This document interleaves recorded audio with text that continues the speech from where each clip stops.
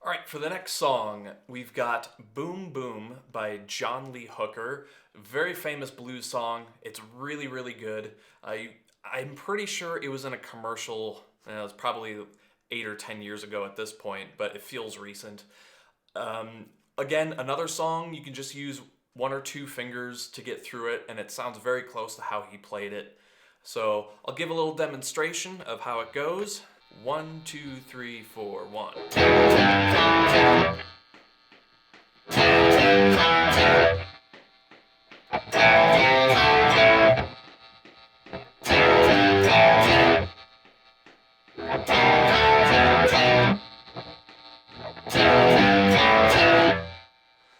That's the entire song. So you'll just repeat that over and over again until the song is done.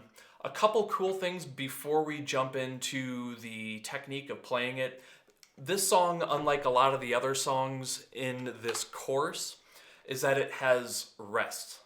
So those little squiggly lines that you see in the above the numbers, the tablature, so normally in that standard notation where pianists and violinists would read their sheet music, they've got those little squiggly lines. It kind of looks like a 3 or a sideways bird flying. However you want to visualize it is totally fine. But that rest, it's really important to get that right. You really have to just stop playing and stop all noise to really play it properly. I see a lot of beginners will just try and rush through it because it's like, oh, this is easy, or it's like, this is kind of boring. Let me just rush to the next part so I can get to play again. But trust me, you'll wanna take your time. As a professional musician, you get paid to play the notes, but you also get paid to not play notes when you're not supposed to play notes. So always be patient. Trust me, it's worth waiting. So the very first beat in this song is a rest. So when you heard me count in 1, 2, 3, 4, 1, where we normally play there, we're not going to play anything, and we'll play on beat 2. So we've got an E5 chord here, so that's going to be the 6th string open. So you won't even need your hand. Now we're going to take our index finger and place it on string 5. That's starting from the skinny side. 1, 2, 3, 4, 5, and in fret 2. So that's fret 1, fret 2. So line up your 5th string, 2nd fret, and you're going to hold that down, and then you'll take your pick and you're going to hit both the 6th string and the 5th string at the same time. So you'll take your pick and you'll do your best to hit both strings at the same time. It's not don't do that. You'll see in the sheet music, if you kind of understand already how to read that, the 0 and the 2 are stacked on top of each other. That means you play them at the exact same time. So that's how your first chord should sound. So, and you can, be gentle with it, but if you've got enough control with your pick already, you can be a little bit more attacky with the pick. So that's our E5. Now we're going to go to the G. The index finger does not have to move, so keep that down. Now we're going to take our middle finger and put it on the 6th string, which is the fattest string, and on the 3rd fret. So that's what it should look like right there.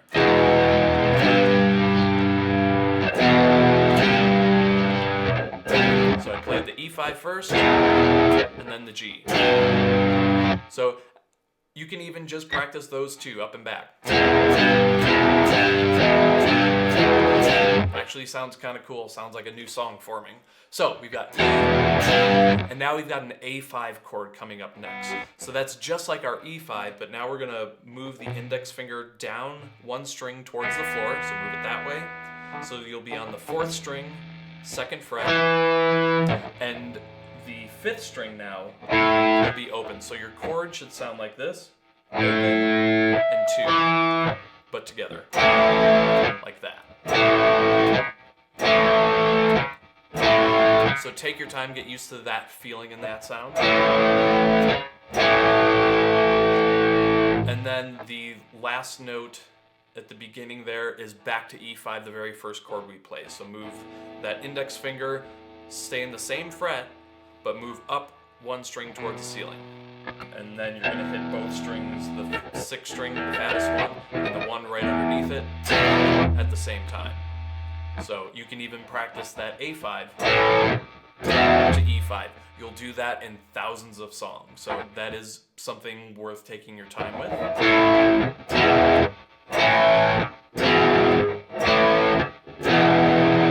So altogether, the E5, G, A5, and E5 will sound like this.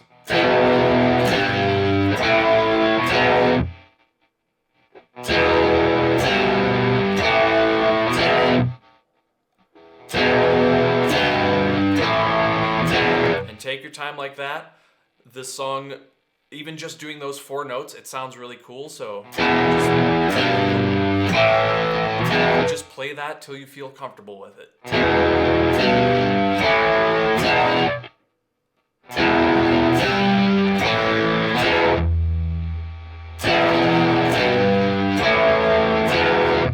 Alright, so once you've played that E5, you'll have 3 beats of rest to finish that measure, and then 1 more going into the next measure before you play the same thing again. So I will play the entire first line of the sheet music here. We got 1, 2, 3, 4, 1. 2, 3, 4, 1. 2, 3, 4, 1. And then we'd be on to the next line. I'll do that one more time. 1, 2, 3, 4, 1. Boom, boom, boom, boom. Boom, boom, boom, boom. Luckily, that's exactly how the lyrics go. Boom, boom, boom, boom. So, we've got the first line. On to the second line. Very cool, because all you have to do is the exact same thing you did on the first line, but everything is 1 string down closer to the floor. So now we've got our A5, which you've already done before, 5th string open. So your hands there, and then index finger on the 4th string, 2nd fret. So we got A5, and now we've got a little C chord here. So take that middle finger, just like what we did with the G before, you're going to put it on the 5th string, 3rd fret.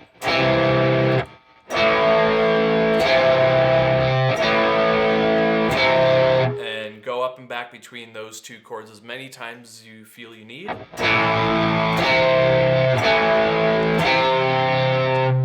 then the next chord is D5. So just like our A5, but we're moving it down towards the floor, 1 string.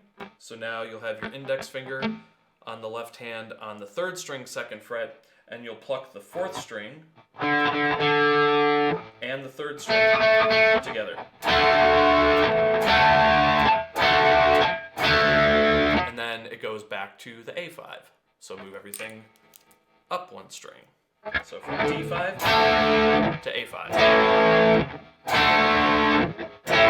And just like earlier, the A5 to the E5, a D5 to an A5, you'll do many, many, many, many times. So,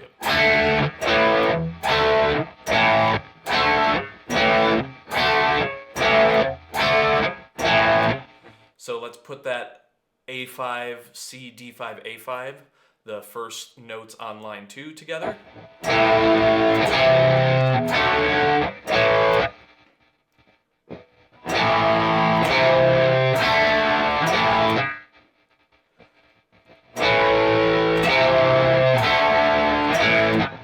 One more time. And then the next section, on the second line of the music, goes back to what we did at the very beginning. E5, G, A5, E5. So let's just single out all of line 2, the A5 and the E5 riff. 1, 2, 3, 4, 1.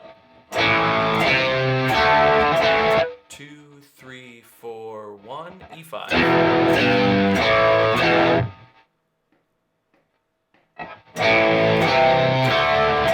2, 3, 4, 1.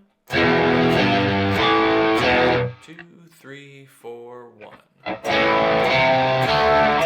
2, 3, 4, 1. 1. So now we are on the final line, line 3.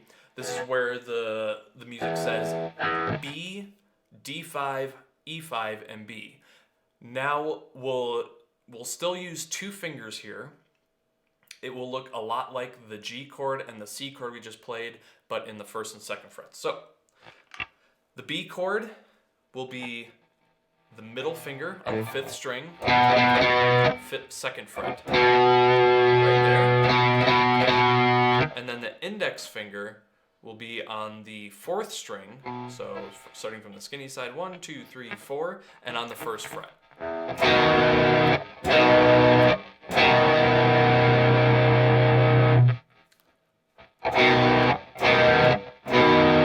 The next chord, D5, you've already done this in the A5 riff on line 2, but in this one, whatever you find more comfortable, you can go back to using the index finger on the 3rd string, 2nd fret.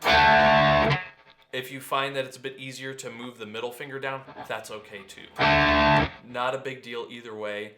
If you want to experiment, you can, but I'll leave that up to you. So I'll use what's written in the sheet music of using my index finger. So we've got B to D5. Now that's a bit bigger of a jump, so definitely take your time going up and back between B and D5.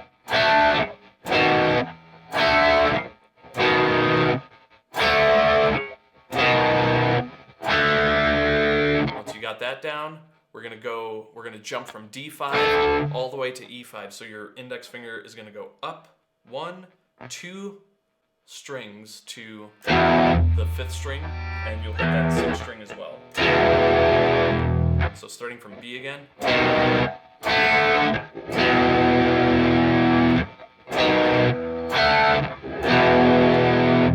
And then back to B5.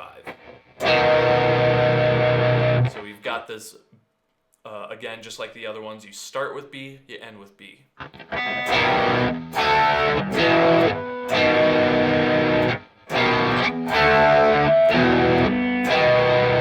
And again, the B section here has the most movement to it.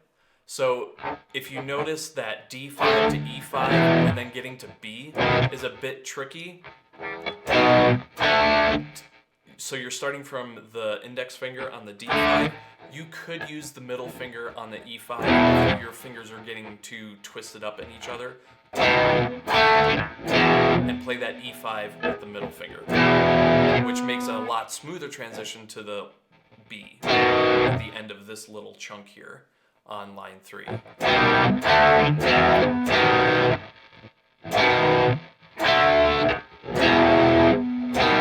So that's a part you might want to watch a few times. I'll play it slowly 2 more times. Middle finger, and the middle finger stays. So again, experiment with it, whatever you like better. There's really, as long as you're using your index and your middle, or some combination of 2, you'll be fine. It's not a big deal. So we finished the B section, and then the last little bit is coming back to the E5 chord, which is what we started this whole song with. So we got E5, G, and E. So I'll play all of line 3, beginning to end. 2, 3, 4, 1. One more time. 2, 3, 4, 1. B, B, B. 2, 3, 4, 1. So now I'll go through the whole thing one more time from the very beginning. 1, 2, 3, 4, 1. 2, 3, 4, 1. 2, 3, 4, 1. 2, 3, 4, 1. 2, 3, 4, 1. B. 2, 3, 4, 1. 2, 3, 4, 1, which takes us right back to the beginning. So a 12-bar blues song like this, once you play through line 1, line 2, and then line 3, once you reach the end of line 3, then you go right back to the top and start it over again. I would say, for a small amount of practice, if you can repeat that whole figure 6 times in a row without stopping, that's a pretty good indicator that you've got it down. So I don't know exactly how long or how many times this repeats. Again, you can listen to the song and get a sense, and just, it's good to count through, especially a blues song, how many times it repeats through the form. It'll follow the same thing every single time. But yeah, take your time with it. Again, to pass like the first level of this song, if you can play it 6 times in a row, that's a pretty good job. And if you want to go for the extra credit, play along with the recording or play as many times as the recording goes. So this is a really good blues song. I've always liked it because, it's just like a song called Boom Boom. That sounds interesting. So it's very easy to remember, but it's a great classic song. So have a lot of fun with this one. Again, the way it's set up with just the 2 fingers, it's still going to sound really close to the original recording. And if you've got a little bit of distortion in your tone, if you're using electric guitar for this, it'll sound right on, just like this one. That's not tons of distortion. And if you're playing on acoustic, it'll sound just as great too.